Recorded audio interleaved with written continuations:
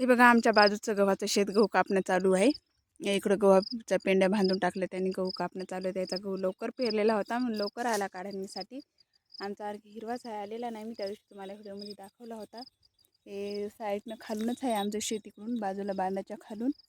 तर त्याच्या शेतात गहू कापणं चालू होता तर मी पण आलेली होती आणि जवळच्या जवळ आहे तर म्हणलं चला आपण पण जाऊ गहू कापायला.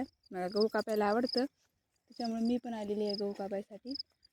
हे इकडं हे सारं शेत गव्हाचंच आहे द्यायचं.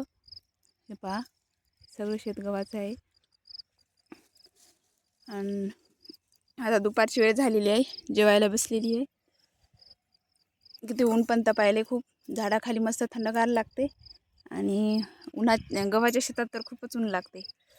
पाणी पाणी कारण धुरडा हे राहते गव्हावर, तर असं पाणी खूप पिवा वाटते गहू कापते वेळेस. जेवायला मेथीची भाजी आणली होती मी आणि चपाती. आता जेवण होत आलेलं आहे, जेवाय बसलेली आहे. पाणी आणलं विहिरीचं काढून प्यायसाठी. आज जेवायसाठी मी एकलीच आहे कारण दोघी जणी होता. हे वावराची मालकीन काय आज आलीच नाही शेतामध्ये. मी आणि आत्याबाई दोघी जणी होतो. आत्याबाई गेल्या घराकडे चहा प्यायला आणि मी इथंच बसली जेवायसाठी. तर म्हणलं जेवून घ्या.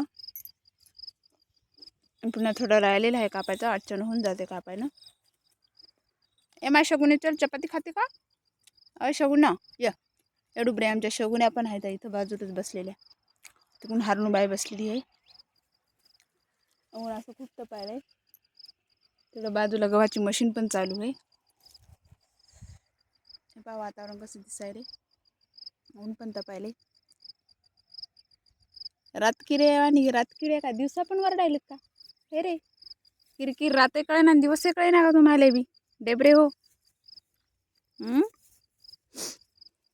तर चला मग करते व्हिडिओला स्टॉप.